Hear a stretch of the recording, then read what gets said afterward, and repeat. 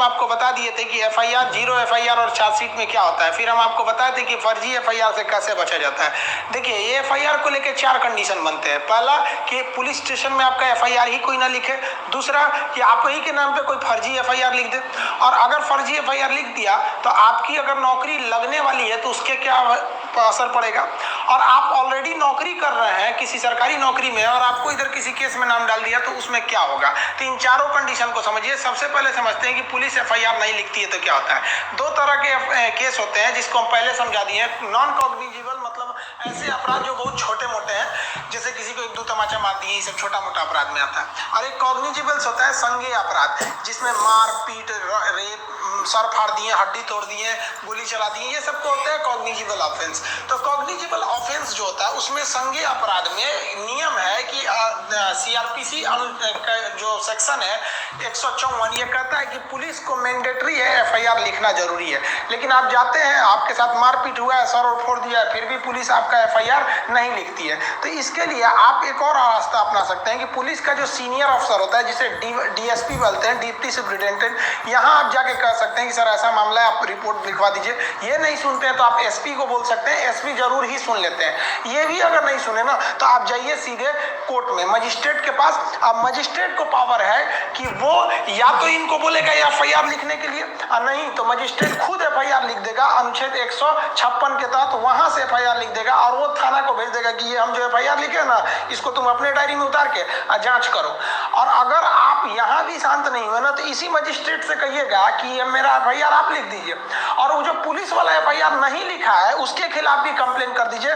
और उसके लिए सीआरपीसी की धारा 166A आता है, तो 166A के खिलाफ आप पुलिस में भी कंप्लेन कर सकते हैं। तो पुलिस वाले अगर ज्यादा नहीं सुनते हैं ना, ये लोग थाना में बैठ के अपने आप को बहुत ज्यादा होशियार समझने लगते हैं। तो आप कोई छोटा मोटा भी वकील लेके चले जाइएगा ना तो ये लोग शांत हो जाते हैं। नहीं तो आप आराम से कहिए, if you will not return my FIR then I will take legal action against you and by honourable high court under the section 166A। वो समझ जाएगा कि भाई पहुंचा फकीर है, इसका लिख दो।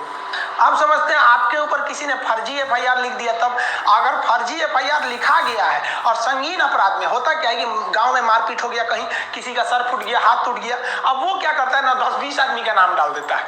अब उसमें नाम डाल दिया तो भाई उसके साथ जो अपराध हुआ है वो संगीन है, उसमें आपकी गिरफ्तारी होगी बिना आपको वारंट दिखाए। छोटे मोटे अपराध नॉन कॉग्निजिबल में आप पुलिस से मांग सकते हैं वारंट, लेकिन कॉग्निजिबल में पुलिस वारंट नहीं दिखाएगी, उठा ले जाएगी एफआईआर हो गया है तो। उसने तो उसको मारपीट हुआ है लेकिन आप नहीं थे, आपकी दुश्मनी थी या फिर जलता था तो आपका नाम दे दिया उसमें, तो वो फर्जी एफआईआर है। तो अब आपको पुलिस खोजने लगेगी, उठा ले जाएगी, तो आपको गिरफ्तारी का खतरा हो गया है।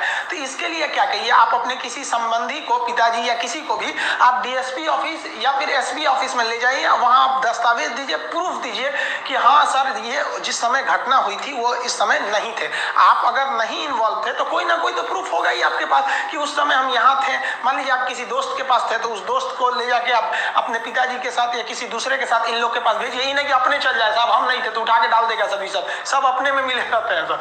तो इन लोग को आप ले जाके कह सकते हैं। एसपी बहुत अच्छा से सुनते हैं क्योंकि एसपी को खरीदना बहुत बड़ा, वो बहुत बड़े बड़े लोग का, फिर यहाँ मंत्री लोग का सोर्स चलता है एसपी के पास, नॉर्मल आदमी का नहीं चल पाता। तो ये आपकी बात को सुन सकते हैं और इन लोग के पास, दोनों लोग के पास ऑर्डर होता है कि नो अरेस्टिंग का आदेश जारी कर सकते हैं, अभी इन्हें अरेस्ट नहीं किया जाए।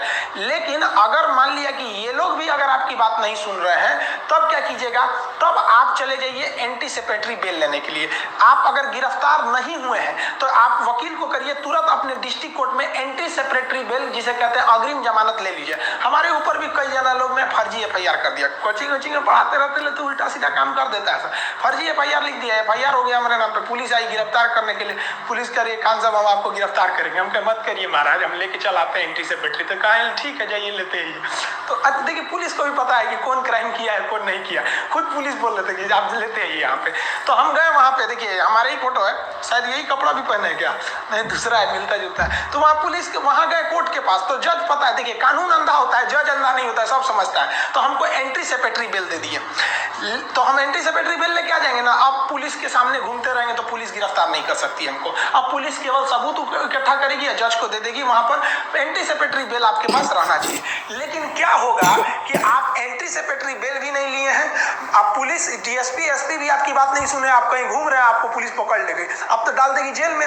जब जेल में डाल देगी तो उसके लिए भी आपको बेल लेना पड़ेगा।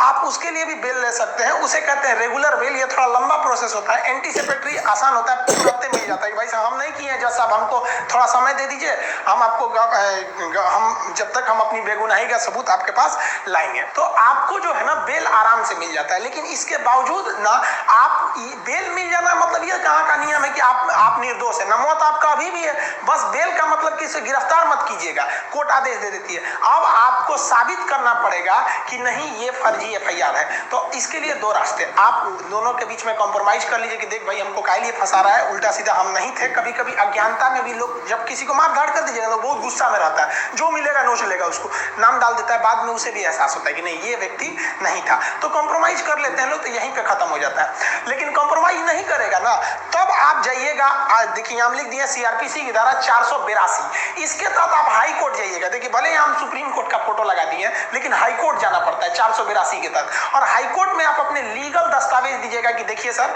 ये हमको फर्जी एफआईआर में फंसाया है, हम उस वक्त नहीं थे। आप अगर नहीं रहेंगे, सच में आप कुछ नहीं किए, तो आपके पास पक्का प्रूफ होगा, आप दिखाइए, सीसीटीवी फुटेज दिखाइए या जो चीज दिखाइए, मोबाइल ट्रेस करके दिखाइए, आपका वकील बताएगा क्या क्या चीज चाहिए, आप उसको दिखाइए और हाईकोर्ट आपको देखेगा, आप तुरंत हाईकोर्ट कह देगा कि भाई ये एफआईआर फर्जी है। या फिर अगर हाईकोर्ट को लगेगा कि नहीं भाई ऐसा भी हो सकता है कि आदमी झूठ बोला है, तो फिर पुलिस को कह देगा कि अभी इसके गिरफ्तार मत कीजिए, लेकिन आप ठोस सबूत बताइए कि यही किया था। समझ में आ गया? और अगर आप पे कोई फर्जी कर दिया है और कॉम्प्रोमाइज भी नहीं कर रहा है, तब तो आप कंफर्म जाइए सीआरपीसी की धारा 482 के तहत हाईकोर्ट में, और हाईकोर्ट बढ़िया से उन्हें खंगालेगा। इतना आप विश्वास रखिए कि अगर आपने किसी पर गंभीर रूप से नहीं मारा पीटा है तो वो कहीं ना कहीं वो पकड़ा जाएगा हाईकोर्ट में। हाईकोर्ट वाले बहुत पहुंच वाले होते हैं, और उसके बाद अगर वहां पकड़ाया, कॉम्प्रोमाइज नहीं किया, फर्जी के बाद भी ऐठ रहा है, तब वहां आप करिए 500 सेक्शन 500 के तहत उस पर क्या कर दीजिए, मानहानि का दावा ठोक दीजिए, और 211 के तहत उसी पे मुकदमा ठोक दीजिए कि सर हमको फंसाया, हमारा इज्जत खराब किया, समय बर्बाद किया, इसको भी ले जाइए। तो जब आपको कॉम्प्रोमाइज कर ले रहा है डिस्ट्रिक्ट लेवल तक ही, तब आराम से रखिए। हाई कोर्ट ले गया तो फिर उसको भी नहीं छोड़िए। इतना समझिए कि सत्य परेशान हो सकता है, पराजित नहीं हो सकता है, कुछ भी हो जाए। देखिए सुशांत सिंह मैटर का भी 2 महीना तक लेट हुआ, लेकिन अभी सीबीआई जांच लग गई है, वो भी कहीं ना कहीं निर्णय पे आ जाएगी। तो इस तरह से आप समझे कि पुलिस लेवल पर या फिर डिस्ट्रिक्ट लेवल पर या हाईकोर्ट लेवल पर किस तरह से अपने ऊपर किए गए फर्जी एफआईआर को आप निरस्त करा सकते हैं। देखिए मान लीजिए कि अगर एफआईआर सच का हो गया या फर्जी हो गया, उससे बहस नहीं है, हो गया, अब नौकरी पे क्या असर पड़ेगा। तो पहले समझते हैं कि वैसा व्यक्ति जो ऑलरेडी कोई नौकरी कर रहा है, मान लीजिए कोई स्कूल का प्रिंसिपल है और उन्होंने किसी का मार के मुंह हाथ तोड़ दिया, तोड़ा है या नहीं तोड़ा है अलग बात है, उन पे एफआईआर हो गया तो क्या उनकी नौकरी चली जाएगी? देखिए एफआईआर हो जाने से नौकरी नहीं चली जाएगी, लेकिन अगर उन्हें पुलिस ने गिरफ्तार करके जेल डाल दिया है तो विद्यालय, सरकारी जो स्कूल होते हैं वो उन्हें सस्पेंड कर सकता है, कर नहीं देता है, कर सकता है। क्यों? क्योंकि क्या होता है कि जब व्यक्ति पर मुकदमा चल रहा होता है और वो जेल में गया रहता है, तो क्या होता है कि अगर उस अपने पद पे रहा तो उस पद का वो दुरुपयोग कर सकता है। जैसे प्रिंसिपल है तो थाना में जाएगा तो लोग उसको बैठने के लिए देंगे, बेटे बेटे प्रिंसिपल साहब, पता चला कि उनका मूरी फोड़ के आया, उसको थाना में बैठाया जाएगा तो सस्पेंड कर दिया जाता है। तो क्या कहेंगे, हम सस्पेंडेड प्रिंसिपल है, तो दाना वाला कहेगा खड़े रहो, तो सस्पेंडेड प्रिंसिपल है यहाँ पे। तो आप अपने पद का दुरुपयोग ना करें, इसलिए यदि आपके ऊपर कोई खतरनाक एफआईआर है तो डिपार्टमेंट आपको, मतलब आप अपने पद का दुरुपयोग ना कर सके इसलिए सस्पेंड कर सकता है, जनरली करता नहीं है। लेकिन अगर आपको कोर्ट ने सजा सुना दिया ना, तब आपकी नौकरी खत्म, अभी भी खत्म नहीं होगी, फिर आपको सस्पेंड किया जाएगा। लेकिन आप मान लीजिए डिस्ट्रिक्ट कोर्ट ने आपको सजा सुनाया, जैसे आप हाई कोर्ट में अपील कर देंगे आपकी नौकरी बच जाएगी, सस्पेंड रहेंगे आप। समझ में आ गया? सस्पेंड से फिर हो सकता है कि आप जॉब में आ जाए। लेकिन अगर हाई कोर्ट ने भी फिर से आपको सजा सुना दिया, फाइनली कह दिया कि नहीं भाई, सुप्रीम कोर्ट ने भी सुना दिया, तब तो आपकी नौकरी चली जाएगी कॉग्निजिबल अपराध में, इस तरह के मुकदमे में। अदरवाइज में आपकी नौकरी नहीं जाएगी, आप अपील में रहेंगे तब तक नौकरी नहीं जाएगी। पता चला डिस्ट्रिक्ट कोर्ट ने आपको सजा सुनाया और इधर आप सस्पेंड हुए और आपने हाई कोर्ट में अपील नहीं किया कि भाई साहब हमने गलती नहीं किया था, तो आपको टर्मिनेट कर देगा। टर्मिनेट मतलब खत्म, सस्पेंड का मतलब होता है आधी सैलरी देना। जब आप जॉब में आते हैं ना तो बाकी जो आधा काट काट के रखा था वो भी दे देता है आपको। वो कई इसके कुछ लंबे प्रोसेस होते हैं। अब बात करते हैं स्टूडेंट लोग के लिए कि स्टूडेंट के ऊपर एफआईआर हो गया तब उसका जॉब लगेगा कि नहीं। यहाँ स्टूडेंट का दो चीजें होती हैं। मान लिया कि उसने फॉर्म भरा था, फॉर्म भरने के बाद एफआईआर हुआ है, एक ये कंडीशन। अब पता चला फॉर्म भरने से पहले ही एफआईआर हो गया, मुकदमा चल रहा है, तब कंडीशन। देखिए, अगर आप कोई चीज अगर आप फॉर्म नहीं भरे हैं और उसके फॉर्म भरने से पहले ही आप पर कोई मुकदमा है या कोई एफआईआर है, तो फॉर्म भरते वक्त ही आपसे पूछ लेता है कि आप पर कोई मुकदमा या एफआईआर नहीं है, तो उस पर क्लिक करके उसका आप डिटेल दे दीजिए, आपकी नौकरी पर कोई इफेक्ट नहीं पड़ेगा। अगर मान लिए कि आपने फॉर्म भर दिया है, आप तो एकदम टेंशन फ्री थे, अब एग्जाम के 10 दिन पहले या कुछ दिन पहले मार हो गया और उसमें आपका नाम आ गया, अब कहां से करिएगा, आप तो फॉर्म भर दिए, एडमिट कार्ड भी आ गया होगा। तब जब आपकी ज्वाइनिंग लगेगी ना, तो ज्वाइनिंग के समय आपको हलफनामा देना पड़ेगा। हलफनामा मतलब स्टैम्प पेपर पे लिख के देना पड़ेगा कि फला केस में हमें फर्जी फंसाया गया था, हम अपनी बेगुनाही का सबूत डिस्ट्रिक्ट कोर्ट में दे चुके हैं, यहाँ मुकदमा चल रहा है, आपकी जॉब हो जाएगी, कोई दिक्कत नहीं है। लेकिन वहां लिखवा लिए